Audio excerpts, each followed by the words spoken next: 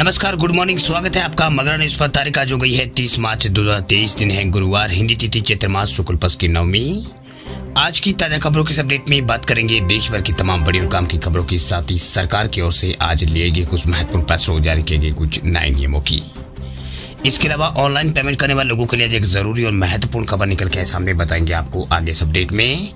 इसके अलावा फेसबुक और इंस्टाग्राम चैनल में लोगों के लिए बड़ी खबर देखिए। फेसबुक और इंस्टाग्राम पर अब अकाउंट वेरीफाई करने के लिए लगेंगे चार्ज। आखिर कितने लगेंगे चार्ज बताएंगे आपको आगे इस अपडेट में। इसके अलावा वाहन चालकों के लिए बड़ी खबर देखिए, अगले महीने से कबाड़ में तब्दील हो जाएंगे ये पुराने वाहन। सिर्फ 22 रुपए प्रति किलो के हिसाब से मिलेंगे दाम। क्या है ये पूरी बड़ी खबर बताएंगे आपको आगे इस अपडेट में। इसके अलावा बेरोजगार युवाओं के लिए खुशखबरी देखिए, 1 अप्रैल से सरकार देगी बेरोजगारी भत्ता, हर महीने बैंक अकाउंट में आएंगे इतने पैसे। क्या है ये पूरी बड़ी खबर बताएंगे आपको आगे इस अपडेट में। इसके अलावा आम आदमी को लगेगा महंगाई का एक और झटका, 1 अप्रैल से बुखार उतारना भी होगा महंगा। पैरासीटामोल समेत 900 दवाओं के 12% बढ़ेंगे दाम। इस खबर को भी जानेंगे पूरे विस्तार से। इसके अलावा कुछ एजुकेशनल और जॉब रिलेटेड कुछ महत्वपूर्ण बड़ी खबरें बताएंगे आपको एक एक करके इस अपडेट में। साथ ही आज की तमाम बड़ी और काम की पूरी 20 खबरों की बात करेंगे आगे इस अपडेट में। तो बात अब करते हैं आज की पहली बड़ी खबर की। तो यूपीआई पेमेंट करने वाले लोगों के लिए बड़ी खबर देखिए, यूपीआई पेमेंट करने वालों को बड़ा झटका। इस तरह के ट्रांजैक्शन पर 1 अप्रैल से देना होगा पीपीआई शुल्क। बदलते वक्त के साथ ही यूपीआई यानी यूनिफाइड पेमेंट इंटरफेस जो है लोगों के जीवन का एक अभिन्न हिस्सा यहाँ पर बन चुका है। आजकल ज्यादातर लोग जो है हर छोटी बड़ी खरीदारी के लिए यूपीआई के जरिए पेमेंट करना पसंद करते हैं। ऐसे में अब यूपीआई को संचालित करने वाला जो है national payment corporation of India, उसने 24 मार्च 2023 को जारी किए गए सर्कुलर में कहा है कि यूपीआई से मर्चेंट ट्रांजेक्शन पर जो पीपीआई फीस जो है प्रीपेड पेमेंट इंप्रूवमेंट फीस जो है वो से लागू किया जाएगा। इस नोटिफिकेशन के मुताबिक अगर कोई व्यक्ति कोई व्यक्ति यहाँ पर पीपीआई जैसे मोबाइल वॉलेट के जरिए अगर व्यापारियों को 2000 रुपए से अधिक का पैसों का अगर ट्रांसफर करता है तो ऐसी स्थिति में ये जो इंटरचेंज जो फीस है वो देनी होगी। ध्यान देने वाली बात यह है कि पीपीआई के अंतर्गत कार्ड और वॉलेट दोनों आता है। वह इकोनॉमिक्स टाइम में छपी एक रिपोर्ट के मुताबिक एनपीसीआई के सर्कुलर में 2000 रुपए से अधिक के ट्रांजेक्शन पर ही जो इंटरचेंज जो फीस है वो वसूला जाएगा। ये फीस आमतौर पर 2000 रुपए से अधिक की राशि पर कुल 1.1% होगा। बता दें आपको कि एनपीसीआई ने अलग अलग क्षेत्रों के लिए अलग अलग इंटरचेंज फीस यहाँ पर तय की है। कृषि और टेलीकॉम क्षेत्र में सबसे कम इंटरचेंज जो फीस है वसूला जाएगा। ये चार्ज जो है मर्चेंट ट्रांजैक्शन यानी व्यापारियों को पेमेंट करने वाले यूएस को ही यहाँ पर देना होगा। बात करते हैं अगली खबर की। तब फेसबुक और इंस्टाग्राम पर अकाउंट वेरीफाई करने के लिए लगेगा चार्ज, भारत में देनी होगी इतनी कीमत। एलन मस्क ने ट्विटर पर ब्लू टिक के वेरिफिकेशन के लिए कीमत तय की थी। वही अब सोशल मीडिया कंपनी जो है मेटा, वो भी अपने सोशल मीडिया प्लेटफॉर्म फेसबुक और इंस्टाग्राम पर ब्लू टिक के लिए चार्ज लगाने का फैसला इस कंपनी ने किया है। दरअसल मेटा ने हाल में अमेरिका में मेटा अकाउंट यानी फेसबुक और इंस्टाग्राम अकाउंट को ब्लू टिक के साथ वेरीफाई करने के लिए प्रति महीने जो है $14 चार्ज तय यहाँ पर किया था। रिपोर्ट के मुताबिक मेटा प्लेटफॉर्म पर वेरिफिकेशन के लिए मोबाइल डिवाइस पर 1450 रुपए प्रति महीना और वेब ब्राउजर से सब्सक्राइब करने पर 1009 रुपए प्रति महीने जो है देने होंगे।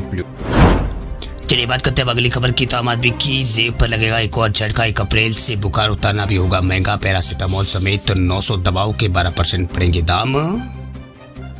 देश में 1 अप्रैल से महंगाई का एक और झटका लोगों को लगने वाला। दरअसल लोगों को अब कई जरूरी दवाओं के लिए ज्यादा पैसे खर्च करने पड़ेंगे। दरअसल 1 अप्रैल से पेन किलर्स से लेकर एंटीबायोटिक्स समेत कई जरूरी दवाओं की कीमत बढ़ने वाली है।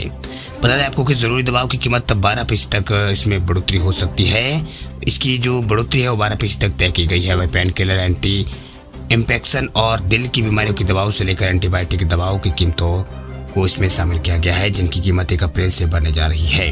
वही सरकार ने दवा कंपनियों को WPI यानी एनुअल होलसेल प्राइस इंडेक्स में बदलाव के अनुरूप दवा की कीमतों को बढ़ाने की अनुमति दी है। जिन दवाओं की कीमतें बढ़ेगी उनमें पैरासीटामोल भी शामिल है, जिसका सामान्य बुखार और दर्द में इस्तेमाल होता है।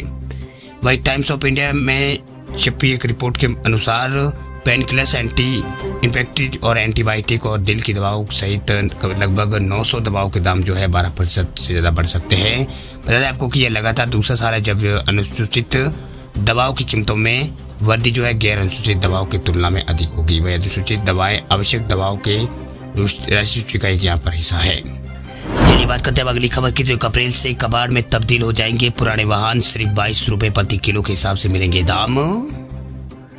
1 अप्रैल का असर जो है सिर्फ आपकी जेब पर नहीं बल्कि आपके पुराने वाहनों के पर भी यहाँ पर पड़ने वाला। दरअसल आपके पुराने वाहन भी कबाड़ में तब्दील हो जाएंगे। खास बात यह है कि कबाड़ हुए वाहनों को जो वाहन जो है उनकी कीमत जो है सिर्फ 22 रुपये प्रति किलो की तरफ से ही यहाँ पर जो वाहन मालिक है उसको मिलेगी। वह इसका प्रस्ताव जो है उत्तर प्रदेश परिवहन विभाग ने शासन को यहाँ पर भेज दिया है। वही कबाड़ में तब्दील हुए वाहन का 65% ही मूल वजन यहाँ पर माना जाएगा। साथ ही रकम का 90% भुगतान ही वाहन मालिक को दिया जाएगा। विशेष भुगतान जो है परिवहन विभाग के खाते में जाएगा। आपको बता दें कि पुराने वाहनों के लिए पूरे उत्तर प्रदेश में 12 सेंटर्स बनाए गए हैं जिन पर काम शुरू हो गया है। 15 साल पुराने वाहनों को कबाड़ में तब्दील कर उन्हें ही यहाँ पर सेंटर में लाया जाएगा। साथ ही स्क्रैप पॉलिसी के तहत कुल वाहनों के वजन का 65% का ब्यूरो वाहन स्वामी को दिया जाएगा। इसके बाद कुल भुगतान का 90% ही वाहन स्वामी को यहाँ पर दिया जाएगा। इस्पात मंत्रालय की गाइडलाइन के मुताबिक पिछले 3 माह में कबाड़ के रेट के औसत खरीद यहाँ पर किए गए। जानकारी के मुताबिक ये औसत फिलहाल 45 से 50 रुपये प्रति किलो आ रहे हैं, लेकिन कबाड़ सेंटर्स के खर्च को देखते हुए 50% यानी 22 से 25 रुपये प्रति किलो इसकी खरीद जो है वो तय की गई है। वही जानकारी के मुताबिक परिवहन विभाग ने ऐसी पॉलिसी को 2 कैटेगरी में डिवाइड किया है। यहाँ पर सबसे पहले सरकारी पुराने वाहनों को कबाड़ नीति के तहत ध्वस्त किया जाएगा। इसके बाद निजी वाहनों को इसका हिस्सा यहाँ पर बनाया जाएगा। बताया जा रहा है कि 1 अप्रैल से कबाड़ नीति पर काम कर दिया जाएगा और परिवहन विभाग के मुताबिक वाहन स्वामी स्वयं आकर भी कबाड़ नीति के तहत अपने वाहन को ध्वस्त कराकर 22 रुपये प्रति किलो के रेट से दाम पा सकता है। चलिए बात करते हैं अगली खबर की। तो भारत सरकार का साइबर सुरक्षा को लेकर बड़ा फैसला। देखिए 500 से ज्यादा ऐप्स को भारत सरकार ने किया है बैन। भारत सरकार साइबर सुरक्षा को लेकर लगातार काम जो है वो कर रही है। ऐसे में समय समय पर नियमों में बदलाव यहाँ पर सरकार की ओर से किया जाता है। गृह मंत्री अमित शाह ने मंगलवार को बताया कि कड़ी कार्रवाई करते हुए 500 इंटरनेट बेस्ड ऐप्स को ब्लॉक किया गया है। केंद्र ने 50 साइबर अटैक की कार्रवाई प्रणाली को लेकर यह लिस्ट यहाँ पर बनाई थी।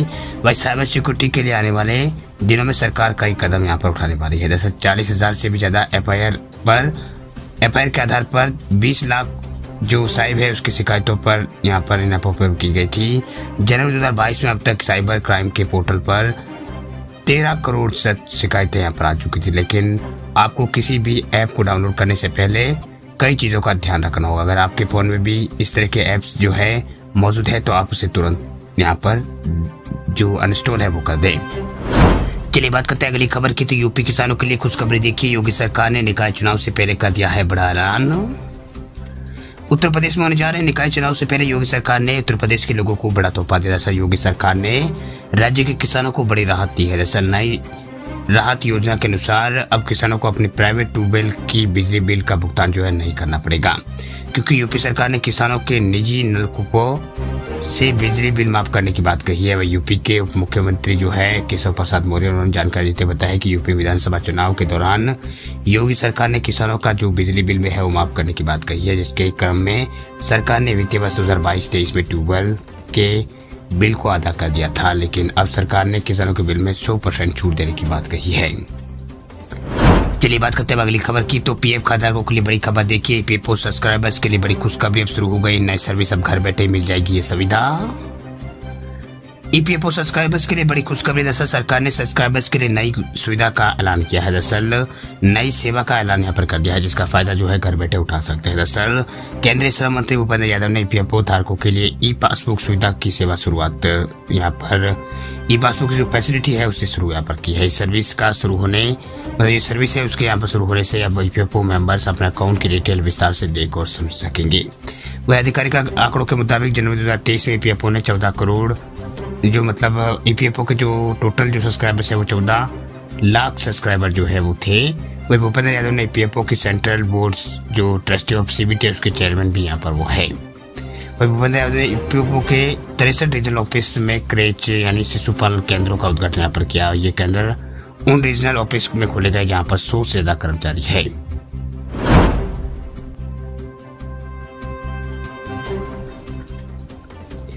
चलिए बात करते हैं अगली खबर की। तो कर्नाटक राज्य में चुनावों का हो चुका ऐलान। कर्नाटक में 10 मई को चुनाव, 13 मई को आएंगे नतीजे। कर्नाटक में विधानसभा चुनाव जो है 10 मई को होंगे, नतीजे जो है 13 मई को होंगे। मुख्य चुनाव आयुक्त जो है राजीव कुमार उन्होंने बुधवार को कहा है कि वोटिंग एक चरण में कराई जाएगी। कर्नाटक में 5 करोड़ मतदाता है, 5 करोड़ से ज्यादा मतदाता है, जो कि 224 विधानसभा पर जो मतदान जो है वो करेंगे। वही राजीव कुमार ने कहा है कि जो लोग 1 अप्रैल को 18 साल के होंगे वो भी वोट डाल सकेंगे। इसके लिए हमने एडवांस एप्लीकेशन मंगवा ली है।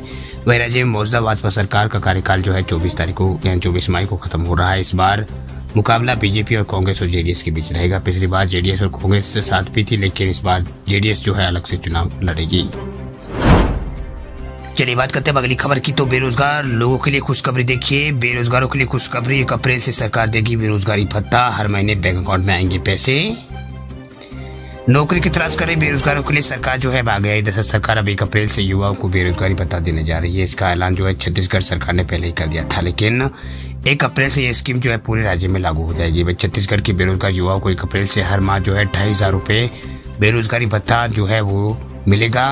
इसका लाभ जो है उन्हीं बेरोजगारों को मिलेगा जिनके परिवार की आय 2.5 लाख रुपए से कम है। वह आधिकारिक जानकारी के अनुसार राज्य में 1 अप्रैल 2023 से बेरोजगार भत्ता योजना लागू हो रही है। इस योजना के अंतर्गत बेरोजगारों को हर महीने 2,500 रुपए की भुगतान राशि जो है सीधे उनके अकाउंट जो है उसमें जाएगी। वही बेरोजगारों के साथ ही यहाँ पर कौशल विकास का प्रशिक्षण भी यहाँ पर दिया जाएगा। उन्हें रोजगार प्राप्त करने में सहायता भी जो है सरकार की ओर से दी जाएगी। बेरोजगारी भत्ता योजना का लाभ लेने वाले आवेदक के पूरे परिवार की जो सालाना आय जो है 2.5 लाख रुपए तक होनी चाहिए, 2.5 लाख से कम होनी चाहिए और परिवार से तत्पर्य पति पत्नी 18 वर्ष से कम आयु के आश्रित बच्चों और माता पिता से यहाँ पर हैं। चलिए बात करते हैं अगली खबर की। तो इलेक्ट्रिक वाहनों को लेकर देश के लिए ऐसी खबर देखिए। जम्मू कश्मीर के बाद अब कर्नाटक में भी मिला है लिथियम। देश में ईवी सेक्टर के लिए अच्छी खबर निकल कर सामने आई। दरअसल फरवरी 2023 में जम्मू कश्मीर में लिथियम का भंडार मिला था। अब कर्नाटक दूसरा राज्य बन गया जहां पर यह भंडार मिल गया है। बता दें आपको कि भारत के अलग अलग हिस्सों में लिथियम का भंडार मिलने के बारे में जो खबरें जो है अभी सामने आ रही है। वह लिथियम एक तरह का मिनरल है जो न केवल लैपटॉप और मोबाइल फोन पे दी जाने वाली बैटरी में लगता है, बल्कि इलेक्ट्रिक व्हीकल में इस्तेमाल होने वाली बैटरी में भी इस्तेमाल होने लगा है। वही आप लोगों की जानकारी के लिए आपको बता दें कि कर्नाटक के मारागलगला क्षेत्र जो है मंड्या जिला, उसमें यहाँ पर लिथियम का भंडार मिला है। जम्मू कश्मीर के बाद कर्नाटक में लिथियम मिलने की जानकारी केंद्र सरकार ने लोकसभा में दी है। वही कर्नाटक में लिथियम के भंडार के मिलने पर खनन और कोयला मंत्रालय ने संसद में इस बात की यहाँ पर जानकारी दी है। वही एटॉमिक एनर्जी डिपार्टमेंट जांच में मंड्या जिले में लिथियम भंडार पाया गया। उन्होंने ये बात कही है। फिलहाल अभी ये साफ नहीं है कि आखिर इस क्षेत्र में मिला लिथियम कितनी मात्रा में उपलब्ध है, ये पता लगाने के लिए भी जांच जो है वो चल रही है। आपको बता दें कि इससे पहले जम्मू कश्मीर में भी लिथियम के भंडार मिले थे।